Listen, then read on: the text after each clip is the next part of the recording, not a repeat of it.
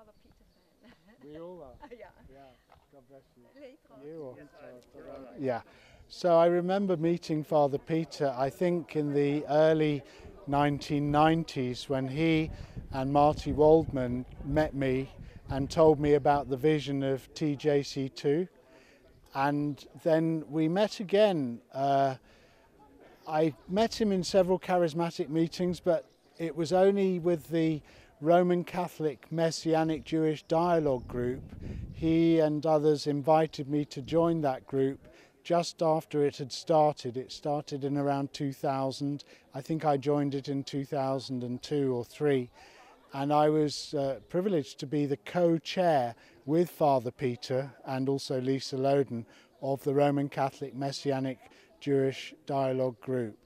Peter's contribution to that group and to the encouragement of the Messianic Jewish movement in Israel and around the world cannot be overestimated.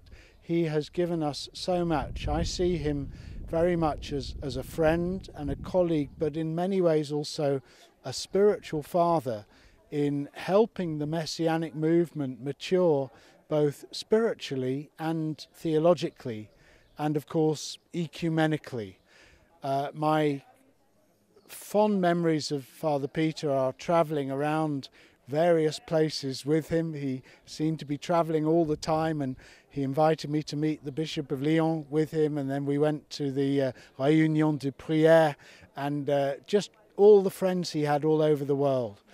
But most recently I got a surprise invitation for him marked urgent. I was in Jerusalem celebrating Shavuot with the ultra-Orthodox Jews of Jerusalem, and on the Wednesday afternoon I got an email saying, can you come to Rome for a workshop on Messianic Jews and the Catholic Church on Friday? I was able to change my flights, and then we went into this wonderful workshop as part of the 50th anniversary jubilee of the Catholic Charismatic Renewal. And Father Peter and Johannes Fichtenbaum and Marty Waldman from Dallas and myself were tremendously blessed and privileged to speak to a meeting of some 500 people. 2,000 people couldn't even get into the meeting, so they had a small room by mistake, I think.